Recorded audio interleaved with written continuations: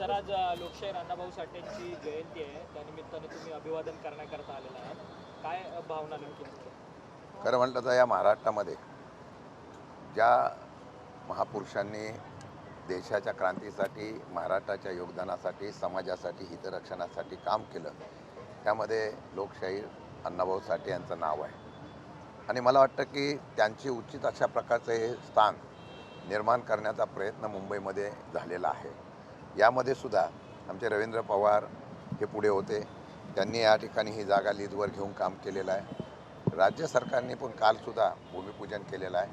त्यांच्या चिराग नगर येथील घाटकोपर येथील वास्तव्य राहिलेल्या वास्तूला पुढे नेण्याचा प्रयत्न केलेला आहे. मला वाटतं की ह्या सर्व प्रकल्पाला आमचा पाठिंबा आहे. परंतु ते विचार, अण्णाभाऊ साठेंचे विचार हे महाराष्ट्रामध्ये रुजले पाहिजे, मुंबईमध्ये रुजले पाहिजे. त्यांचं गाणं आहे, माझी मैना गावाकडे राहिली. म्हणजे इथं श्रम करणाऱ्या लोकांना मुंबईमध्ये स्थान मिळावं ही अपेक्षा आहे. आणि मला वाटतं आता मुंबई बदलते आहे, त्या मुंबईमध्ये मराठी आणि महाराष्ट्रातला माणूस हा दुरावू नये याच्या संदर्भातली धोरणं राज्य सरकारने करावी. तीच खऱ्या अण्णाभाऊ साठेंना जयंतीला ही खरे अभिवादन असेल असं माझं मत आहे. परंतु राष्ट्रीय स्मारक ज्या ठिकाणी होतं आहे, घाटकोपर चिराग नगर येथील, ते मूळ जे घर आहेत ते पक्षाने, राष्ट्रवादी काँग्रेस पक्षाने 2002 साली विकत घेतलेले 18,50,000 रुपयांनी एका मुस्लिम व्यक्तीकडनं. परंतु तुमची मागणी सातत्यानं आहे की तुमची 2 लोकं जी आहेत पक्षातली त्यांना समितीवरती घेण्यात यावं, परंतु ती मागणी पूर्ण केली जात नाही. काल भूमिपूजनाचा सोहळा झाला, पक्षाला कुठे डावलण्यात आलेलं आहे. माझं म्हणणं आहे की याच्यावर राजकीय कुठलंही हे नसावं. परंतु काल मी भाषणसुद्धा बघितलं की 2016 नंतर गती देण्याचा प्रयत्न झाला, 2020-22 नंतर तर गती जास्त दिलेली आहे.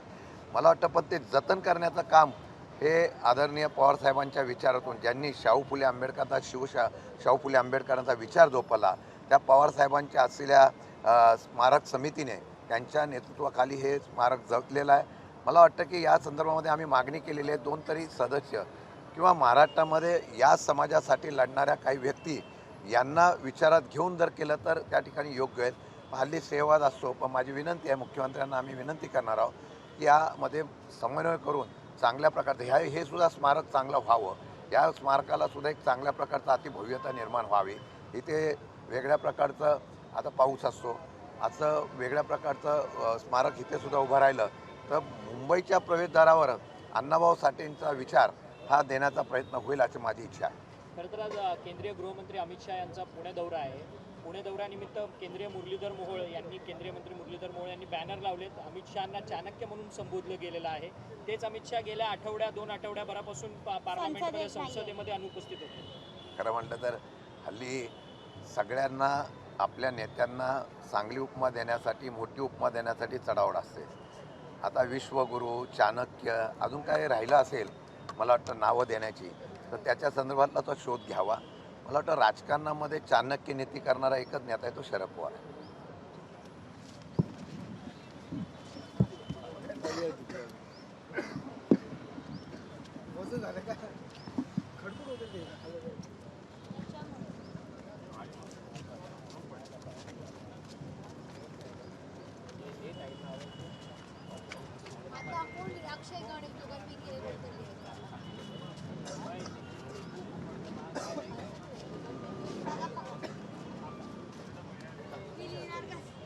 खाडपूर करू नको.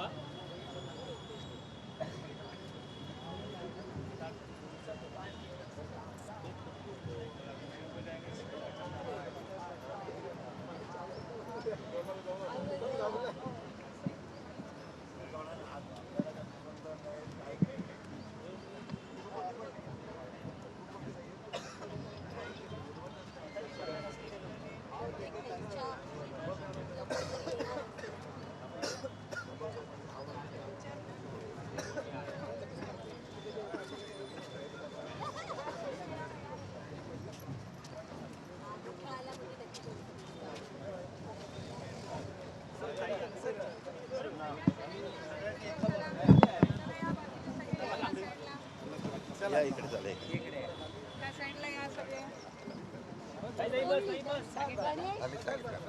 गणेश मी लिहिते तू पकड रोल फटाफट लिहिते. अरे तू गेला कुठे पळला.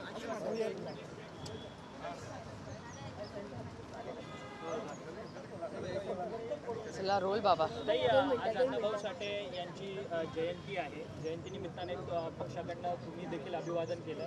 काय भावना आहे? काल राष्ट्रीय स्मारकाचं भूमिपूजन मुख्यमंत्र्यांच्या हस्ते पार पडलं. एकतर अण्णाभाऊ साठेंना विनम्र अभिवादन करण्यासाठी आम्ही सगळे फक्त पक्ष नाही पण मराठी माणूस म्हणून आणि एक अभिमान आपल्याला वाटणार असा भारतीयाला अभिवादन करण्यासाठी आम्ही सगळे इथे आलेलो आहोत.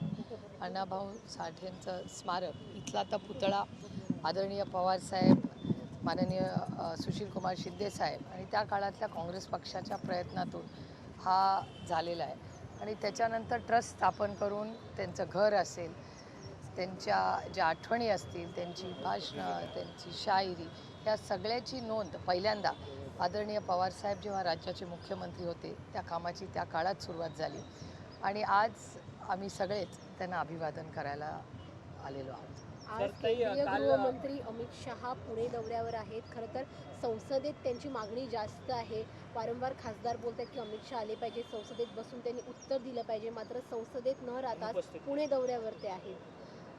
एक गोष्ट आपण सगळ्यांनीच मान्य केली पाहिजे की आज देशामध्ये एक चर्चेची गरज आहे. पार्लमेंट, संसद भवन हे चर्चेसाठी आहे आणि आमची एक चर्चा नीटच्या परीक्षेवर झालेली आहे आणि एक भावना सगळ्यांचीच होती की आज जी नवीन पिढी या देशाची आहे ती प्रचंड अस्वस्थ आहे आणि कुठल्याही जेव्हा एका देशामध्ये कुठलीही पिढी अस्वस्थ असणं हे काळजीची गोष्ट असते. आणि मी स्वतः 2 मागण्या माझ्याही भाषणात केल्या होत्या. राष्ट्रवादी काँग्रेस पक्ष आणि बारामती लोकसभा मतदारसंघाच्या वतीने मला बोलायची संधी मिळाली आणि त्याच्यात मी 2 मागण्या केल्या होत्या की ह्या सगळ्याची इन्क्वायरी झाली पाहिजे. एक SIT बसवा आणि ती पारदर्शकपणे एक त्याचा तातडीने टाईम बाउंड रिपोर्ट, तिथे ज्या मुलांवर जे अन्याय झाले, अत्याचार झाले, ज्या मुलं असतील किंवा मुलीही असतील, ज्या पद्धतीने मुलींवर अन्याय झाला याची एक पारदर्शक इन्क्वायरी ही झालीच पाहिजे. ह्याच्यासाठी एक SIT स्थापन करा आणि पार्लमेंटमध्ये एक ऑल पार्टी मीटिंग किंवा एक जॉईंट पार्लमेंटरी कमिटी करता येते सरकारला. त्याची एक मागणी केली की भारताचं शिक्षण पुढे कसं असावं किंवा नीटची परीक्षा. आता तुम्ही मला सांगा, UPSCची परीक्षा होते, त्याच्यात पेपर फुटतो का हो कधी? UPSCचा पेपर का नाही फुटत आणि नीटचाच पेपर का फुटतो? किंवा कोचिंग क्लासेस, तुम्हाला आश्चर्य वाटेल, अनेक कोचिंग क्लासेस असे आहेत ज्यांचे IPO येत आहेत, म्हणजे इतके पैसे झाले आहेत त्यांच्याकडे की आता ते मोठा व्यवसाय करून पब्लिकली लिस्टेड कंपनीज होणार आहेत. हे धक्कादायक नाही? शिक्षणाचं बाजारीकरण झालेलं नाही आहे. मग ह्या गोष्टीवर आम्ही नाही चर्चा करायची तर कोणी करायची? संसद भवन त्याच्यासाठीच आहे. त्याच्यामुळे आम्ही अतिशय प्रांजळपणे राजकारण बाजूला ठेवून आपल्या मुलांना न्याय मिळावा आणि परीक्षा पारदर्शकपणे व्हावी याच्यासाठी आता AI मला सांगा, जगामध्ये परीक्षा होतात, जगभरात परीक्षा होतात, तिथे कसा पेपर फुटत नाही, आपलाच कसा फुटतो? मग एकीकडे तंत्रज्ञान, आधार कार्डसारखा अप्रतिम कार्यक्रम काँग्रेसच्या सरकारमध्ये UPAमध्ये हा डॉक्टर मनमोहन सिंग साहेबांच्या काळात झाला. आज प्रत्येकाला आधार मिळालं की नाही? मग ते पारदर्शकपणे होऊ शकत. ते एक साधी नीटची परीक्षा आहे, सरकार नाही घेऊ शकत. आणि जो पेपर फोडतो, आता बिल आणले पण त्या बिलमध्ये मी तरी समाधानी नाही, राष्ट्रवादी नाही, इंडिया अलायन्स नाही. आणि हे तर सोडावं, राजकारण होत राहील. एक पालक म्हणून पण आम्ही कोणी समाधानी नाही होत. कारण का नुसती शिक्षा होऊन हा प्रश्न सुटत नाही ना. तुम्ही लिकेजेस बंद करायला पाहिजे, शिक्षा वाढ होईल. पुढे काय, अजून कोणीतरी लीक केलं परस्पर तंत्रज्ञानाचा चुकीचा वापर करून, तर त्याच्यावर प्रशासन कोणाचं असणार आहे? त्यामुळे मला विचाराल तर आम्ही खूप दुर्दैवी आहे की भारतामध्ये आज संसद भवनमध्ये, आणि आम्ही काय मागतोय, आम्ही एवढंच मानतोय की केंद्र सरकारने हा विषय गांभीर्याने घ्यावा आणि चर्चा करू ना. आता तुम्हाला आठवत असेल, पेहलगामवर एवढा मोठा हल्ला झाला, ऑपरेशन सिंदूरच्या वेळी सगळे एक झाले की नाही देशाच्या हितासाठी? तर भारत सरकारने का नाही एक हात पुढे करावा आणि कॉन्फिडन्समध्ये घ्यावी विरोधी पक्षाला आणि मिळून आपण पुढच्या पिढीचे प्रश्न सोडवण्यासाठीचं संसद भवन आहे ना. तुम्हाला ह्यावेळीस म्हणजे पहिल्यांदा असं झालं की आम्ही संसदेत बसलो होतो आणि आवाज येत होते असा बॉम्ब हलका फुटल्यासारखा, तर आम्हाला कळे ना की अरे हे आवाज कसले येत आहेत.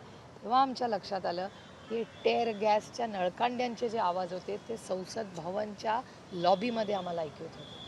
आणि मी माझ्या भाषणात बोलले, माझ्या किंवा बाकी कुणाचे सत्तेत असलेल्या ना मंत्र्यांच्या ना खासदारांच्या मुलांना काही काळजी का नाही वाटली, कारण का संसद भवनमध्ये सगळं बंद आहे. पण त्या आईचा, त्या वडिलांचा, त्या बहिणीचा, भावाचा, कुटुंबाचा विचार करा. त्यांची मुलं जंतर मंतरला आंदोलन करत असतील, त्यांच्यावर काय त्या क्षणी जात असतील. तुमच्यासारखे अनेक रिपोर्टर पण लाईव्ह करत होते. कालच मी इंस्टाग्रामवर एक रील पाहिलं, एक पंजाबची मुलगी आहे, ती तिच्या भावाला शोधत होती आणि ती अपील करत होती की मी माझ्या भावाला शोधते, मला मदत करा. मला सांगा, ते भारतीय नाहीत का? त्यांना अधिकार नाही का? प्रेमाने जर पोरांशी कोणीतरी, आपल्या लेकरांशी, आपल्या मुलांशी, मुलींशी प्रेमाने कोणीतरी बोललं असतं तर कदाचित हा दिवस आलाच नसतात. आपल्या मुलांवर आपण लाठीचार्ज करणं हे योग्य आहे. मला सांग, हे दुर्दैव आहे आणि भारताच्या इतिहासातला हा एक मोठा टर्निंग पॉईंट आहे. ताई, आज केंद्रीय गृहमंत्री अमित शहा पुण्याच्या दौऱ्यावरती आहे. लोकमान्य टिळक पुरस्कार अजित डोवालांना दिला जातो, परंतु त्यांच्या स्वागताच्या बॅनरवरती त्यांचा उल्लेख चाणक्य असा मुरलीधर मोहोळांकडनं करण्यात आला आहे. छत्रपती शिवाजी महाराजांचे फोटोज बॅनरवरती लावले. बघा, ही लोकशाही आहे, प्रत्येकाला बोलायचा अधिकार. पण तुम्ही बघा ना, आज पुणेकर, नुसती काँग्रेस पार्टी मी म्हणणार नाही, कारण का माझं प्रशांत जगतापांशी बोलणं झालं काल. मी प्रशांत जगतापांना विचारलं की काय आंदोलन करताय. प्रशांत जगतापांनी मला सविस्तर सांगितलं की ताई, हे फक्त काँग्रेसचं आंदोलन नाही, हे पुणेकरांचं आंदोलन आहे आणि आम्ही कोणीही याच्यात राजकारण आणू शकत नाही. पण आमच्या आपल्या सगळ्यांची, ती काय फक्त कुणाची मुलं नाही, ती भारताची मुलं आहेत. त्या भारताच्या मुलं आणि मुलींवर ज्या पद्धतीने लाठीचार्ज झाला, ज्या पद्धतीने मुलींचे केस पकडले गेले, त्यांना म्हणजे मी बोलूही शकत नाहीत, अशा गोष्टी मुलींबरोबर घडल्या. अतिशय दुर्दैवी आणि त्याचा आम्ही जाहीर निषेध करतो. पंतप्रधानांनी एक नवीन व्हिडिओ आता इंस्टाग्रामवर टाकला आहे. त्यात ते म्हणतात की माझ्या आईवरूनही शिवी देण्यात आली, मात्र या सगळ्या पोरांना माफ केलं पाहिजे, ही सगळी आपलीच पोरं आहेत. म्हणून तर आम्ही चर्चा मागतोय ना. जर ह्या गोष्टीवर दोन्ही बाजूने विरोधी पक्षाला कॉन्फिडन्समध्ये घेऊन जर ह्याच्यावर सविस्तर चर्चा झाली तर मार्ग निघू शकतो. पण इच्छा असली पाहिजे ना मार्ग निघायची. आम्हाला या विषयावर राजकारण करायचं नाही, पण भारतातल्या युवक आणि युवतीवर जर भारत सरकारने केसेस केल्या तर ताकदीने, माणुसकीच्या नात्याने आपली भारतीय मुलांच्यासाठी आम्ही ताकदीने लढणार. वेळ पडली तर आम्ही करू. आमच्याही संघटनेमध्ये खूप एक वेगळा लीगल सेल आहे, राष्ट्रवादी काँग्रेस म्हणून नाही, पण भारताचे नागरिक म्हणून आमची सगळी लीगल टीम ह्या प्रत्येक मुला आणि मुलीबरोबर ताकदीने उभी राहील. साम टीव्ही मला बघायला आवडतो, कारण त्यावर दाखवल्या जाणाऱ्या बातम्या रिलेट करतात.